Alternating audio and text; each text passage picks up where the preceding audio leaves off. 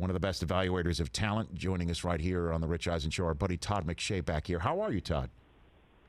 I'm great, Rich. How you doing, man? I am doing well. So what did you see last night out of Joe Burrow? Let's just get right into the evaluation of him through 2 weeks now. I just think he's tough as nails. I really do. I love watching Joe Burrow in the pocket. And they don't get the win, and he's struggling. But the fact that he's transferred what he did in his last year at LSU to his rookie year in the NFL with an offensive line that's kind of up and down, and the ability to he doesn't worry about the pressure. He feels it. He's aware of it. But he knows, when the outside pressure's coming, he just calmly climbs. And when it's coming from the inside, he slides right or left. And if you're watching all the great quarterbacks in the NFL, whether it's Aaron Rodgers or Drew Brees, obviously, Peyton Manning, going back to his inability to run but ability to move inside the pocket, Tom Brady, the same thing. The great ones are masters at working inside the pocket, and that's what he does so well. And going back to the tough as nails, I mean, you talked about the play where the strip sack for Myles Garrett. The other guy, I don't even remember who it was, but the other guy nailed him. I mean, he just rocked him, and that's what you saw time after time from him playing against SEC talent and those great defensive linemen.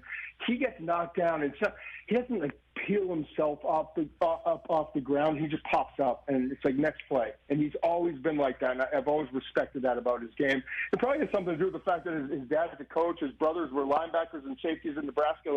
He comes from a family of football, and he's used to just getting knocked out and having to jump right back up. Well, I guess, and I get the good news is for Cincinnati, even though 0-2, is the same old Bengals that gets thrown around quite a bit, as we saw with a game-tying field goal that should have been an easy chip shot, no good because their kicker cramps as he attempts to swing his leg through, like what happened in week 1, right? That does not apply to the choice of Joe Burrow. You could see right now, 2 games in, 8 quarters in, 5 days in, that this was it. This is the right first overall selection, right? Yeah, there's no question. You can, fortunately and unfortunately in some cases, you can't get the full picture, but you get a really good sense from about 3-4 games into their rookie season of how they're handling it, what's going on, the guys respecting them around them, and how they're able to pick up the offense and understand how things are changing on the defensive side. And I just don't have any worries about them. I really don't.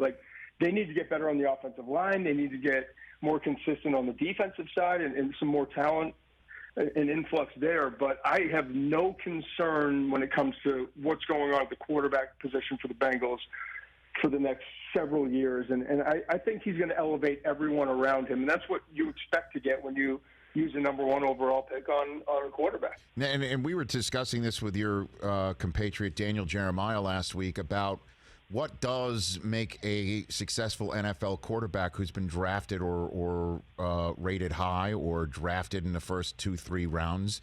Is that, is it environment, or is it just somebody who could just take a team and elevate it himself, regardless of who the coach is or revolving doors? And I'm wondering where you stand on that subject, because obviously you've got Darnold and Josh Allen from this draft that we're still talking about. We had Baker last night from this draft. Rich, I think, honestly, not to cut you off, I think the more I'm involved and the more I've been around this and evaluating players, I want to believe that the environment has to be right and all those sorts of things. But if you're using a number 1 overall pick, or if you're using a first-round pick, you're drafting a guy that you have to believe is going to kind of transcend everything else. He's going to bring the rest of your organization up to speed, like Andrew Luck did prior to the injury situations. That was an awful roster, and look what he did with them. Look what Tom Brady did with an offense that rarely had elite players on that side of the ball. I mean, Joe Burrow comes in, you see it right away. Kyler Murray goes into Arizona, it's different. Daniel Jones goes to the Giants, and he's a good player, and there's hope. And you've got arguably the best back in the NFL behind him in Saquon Barkley. But you know already that you have to have a lot of things around him to be successful, right? I mean, I think it's very obvious. And you can go down the list. Like Baker, you have to have a lot of things around him. Sam, I think, can kind of transcend things with the Jets, but he needs a little bit more. Josh Allen, you have to have everything around him like he has with the Bills. Like, there are just certain guys, Lamar Jackson, and I didn't see it at the time, and I'll be the first to admit it. I had him fifth on the quarterbacks that year behind Baker Mayfield, Sam Darnold, Josh Allen, Josh Rosen, and Baker Mayfield. And then Lamar was fifth on my list that year. But Lamar, they've transitioned the offense to him, but he's capable of taking over the organization and being that guy. So if you're using a number one overall pick, you're expecting to get that. Whether you get it or not, it really decides what's going to happen with your future for the next 5-6 years. And in terms of, Todd, let's stick on Darnold for a second here. At least Burrow does have. I mean, you got Tyler Boyd, you got AJ Green, obviously, Joe Mixon. Yep. So at least he does have some weaponry, although maybe not the protection up front. And Sam Darnold's got Frank Gore. He's turned around to Frank Gore and handing to Frank Gore in 2020 to start a game against the San Francisco 49ers. And Frank may be the most decorated, dependable offensive weapon he's got. And this is year 3. So you say he can transcend the Jets. He's going to have to. I mean, right? I mean, this is it. Where do you stand on Sam Darnold for the Jets going to have to make a decision about picking up a 5th year on him or not? Obviously – Frank was not the primary. No. And this is before Joe Douglas, the GM. They made the decision to pay this amount of money to Le'Veon Bell, and I guess understandably, maybe whatever you think of it. And he was, from a talent standpoint, unquestionably was deserving of a lot of money. But I always have a hard time when organizations spend that kind of money on that position because of exactly what has happened here and a lot of other places in the league. So now, you look in the backfield, you got Frank Gore, you got a rookie in LaMichael Pirine, who's he's the same thing as Frank Gore. He's a kind of a pounder, but he's just not nearly as talented and obviously not nearly as decorated. So now it turns to Sam, and you look at. I just look at they've got so many issues in terms of weapons around Sam moving forward. And they're trying so hard, obviously. They brought in Mekhi Becton at left tackle, their first pick in this past draft. You got Alex Lewis they brought in. They really spent a lot of this offseason trying to upgrade their offensive line to protect Sam. But at tight end, you don't see a huge difference maker, in my opinion. And at wide receiver, you got a bunch of, guys that are solid, but no one is scaring you defensively. So that allows you defensively to come up and throw games at Sam to take away the run and really press and get physical. And I think that's the issue that the Jets have right now. But I would go to war with Sam Darnold. I would put him in the top 6 or 7 quarterbacks in the league in terms of guys that I believe in moving forward for the next few years. I really believe that he's a special talent. They just need some time to get the guys around him. Well, I mean, and if time unfolds in the manner in which we saw in week 1, and I know this is a total knee-jerk reaction, but when you look at the roster, you see what you see. I'm going to ask you, I'm going to front load you way in advance the $1 million question. If the Jets have a chance at Trevor Lawrence, do you turn Sam Darnold into the Josh Rosen of this equation? You don't. You don't really do that. No, I don't. And that would be one of the I don't know, few situations in terms of coming up in this draft. I mean, I would sit there one and get a monster deal. I mean, that's what you do if you're Joe and you're making that decision. It's like. And listen, they're not going to be picking number 1. I really don't believe that's the case. But in your hypothetical, if they're picking at number 1, I think you sit there and you get one of the biggest deals that has ever been brokered for a number 1 overall pick in the history of the NFL draft. I would argue probably the biggest for Trevor Lawrence. So you're going to wind up with so many ones. You're going to wind up with at least 2 ones, multiple 2s, and probably 2 or 3 other picks. And you can name your price, because there are going to be 3 or 4 organizations that are bidding against each other to go up and get what I think is a generational talent in Trevor Lawrence coming out of Clemson. And for me, and now you add in all the other first-round picks. I think they have an additional 1 and a 2, I believe, in the next 2 years. So the Jets would be in great shape. But I do not foresee that being the situation. Well, I'm asking it because there's already Jet fans that are thinking about it, because just watching that week 1, it just looks so desolate. And I know that there's still a lot of football left to be played, but I love the Jets fans. Seriously, it's one game. I mean, I guess they've earned it over time, but it's one game. Okay. It's one game. It's okay. Todd McShay here on the Rich Eisen Show, and we've been going back and forth about what type of quarterback these young quarterbacks like Josh Allen and Baker Mayfield, they do need to have these pieces around them for them to be successful. Baker's had a bunch of churn at coaching, obviously 4 head coaches in his first 3 years now. What type of and then there's some like you think Joe Burrow or Lamar Jackson, they could just succeed right from the get-go and lift. Which quarterback is Tua, do you think? I'm interested to see the health, because based off of just watching Tua healthy versus Joe Burrow, and you have to look at the 2-year evaluation of these guys, and I think Joe Burrow, the improvement from year 1 to year 2 as a starter at LSU was the greatest improvement I've ever seen from any quarterback in the history of college football leading up to the draft. In 20 years of doing this, I've never seen anything like it. I'm talking a 5th, 6th round grade, kind of wrote him off. He's a game manager and just trying to get 1 year in as a starter after transferring behind all those guys at Ohio State.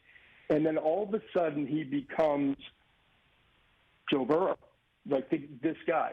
So, but when you look at the 2 years and when Tua was healthy, and granted Tua had better weapons around him, but I thought Tua Tagovailoa was the better quarterback over the 2 years. And if you I said it before, if you promised me 10 years of health with the 2, I would take Tua over Joe at number 1 overall this past year. And maybe I would have been wrong. But I think the big thing for Tua is getting back healthy, getting some people around him, but just having confidence in his body and what he can do and knowing his limitations. That's going to be the biggest key for him. So what do you think? Miami taking on the Bills. Josh Allen's looking really terrific. He does appear to be, budding. That's no question about that. And if the Bills go and give Miami a bit of a beatdown, as some people think will happen, what do you think Brian Flores is going to think about in a short week prior to week 3 against Jacksonville between the Dolphins? Do you think that's where you insert Tua? What is your thought on when we might see Tua this year? The one thing, and Brian, first of all, I think, just to say this, I think with Brian and their front office, I think this is the best run Dolphins organization that I've seen probably in a decade. I really think that, and probably more, but I'm just in the top of my head. I think they have the right people in place in terms of leadership from a personnel standpoint and a coaching standpoint. Okay, I think they realize that they have time, and this is not a race. It really is not a sprint. They've got to make sure that they get it right for Tua in the long term, because that's their ticket to success for the long term. So what I don't know is what they really know behind the scenes in terms of his health and where they think he is, and is he strong enough to withstand three-quarters of an NFL season or a half of an NFL season, whatever it is. But I think it's inevitable that we're going to see Tua, and it's probably sooner than later. But I also think that they didn't want to throw him in there knowing that they have some deficiencies and knowing that, his body type and the fact that he has had injuries basically every year of his career going back to high school. They just want to protect him, and they want to do the right thing and make sure that they're in the right position to take care of their investment. And ultimately, when he gets on the field, if he is right physically, I think he has a chance to be one of the stars in this league. I really, really believe that. Todd McShay here on the Rich Eisen Show. Before we hang up, first time you and I have spoken since the draft, which you missed because of COVID-19. What was that? I am so sorry. You know, I know what the draft means to you and how you build to it, and then for you not to be able to be there for, you know, ESPN and for all, you know, it was a combined broadcast with NFL Network and for the NFL. For you not to be there, it had to be absolutely crushing. I am so sorry you went through that. But is there anything you want? Of course, is there anything you want to tell people about having it and going through it, or is there anything I'd love to give you the floor if you want to take it, Todd? Yeah, I haven't thought about this. I didn't know we would go here. I didn't, and I'm sorry to do that, Todd. No. It's all good. It's all good because it's important. That's what I figured. You know, I know I didn't ask you beforehand either, but yeah, no worries. I was my Dr. Mitchell, who I've come to love, who guided me through it. She said that, like, bluntly, like, you have a mild case. And I remember looking at her and being like, wow.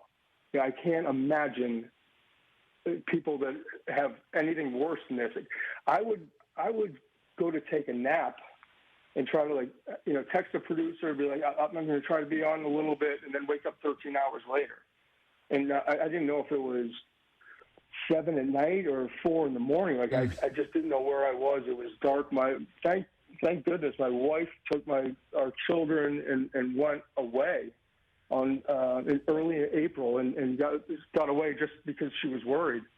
And so I was just sitting at home trying to battle through it, and then finally it took over, man.